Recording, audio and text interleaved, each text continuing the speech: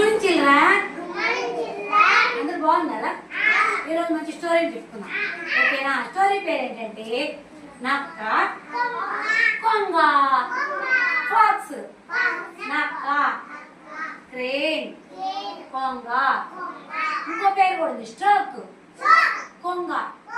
ఈ రెండు ఫ్రెండ్స్ ఏంటివి? ఫ్రెండ్స్. ఈరోజు రెండు ఫ్రెండ్స్.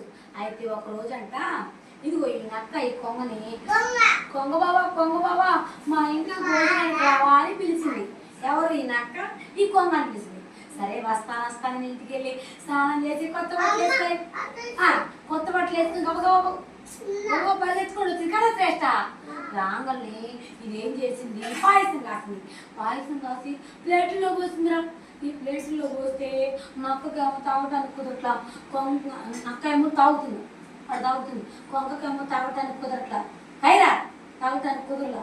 ఏం చెయ్యాలా ఆలోచించి నాకు ఆకలి వేస్తుంది కదని సరే నాకు వల్ల కావట్లేదు తాగడానికి ఇంటికి వెళ్ళిపోయింది. కైరా ఇంటికి వెళ్ళిపోయిందా? ఆ తర్వాత ఈ కొంగ ఏం చేసింది చెప్పనా? నక్కని పిలిచింది శ్రేష్ట. నక్క బావా ఇంటికి భోజనం రానిచ్చింది. సరే అని భోజనాన్ని చేసి ఏం చేసింది? చేపల పులుసు పెట్టింది. చేపల పులుసు ఏం పులుసు? చేప చూపించండి. చేపల పులుసు పెట్టిందమ్మా. చేపల పులుసు పెట్టగా ఏమైంది? చేపల పులుసు పెట్టి దేనిలో పోసిందో చెప్పనా? ఇదిగో ఏం చేసింది? కూజాలా పోసింది. కూజాలా పోస్తే నక్కకు తాగటానికి కుదరట్లా. నక్క చూడు, నక్క ఎలా తాగేది?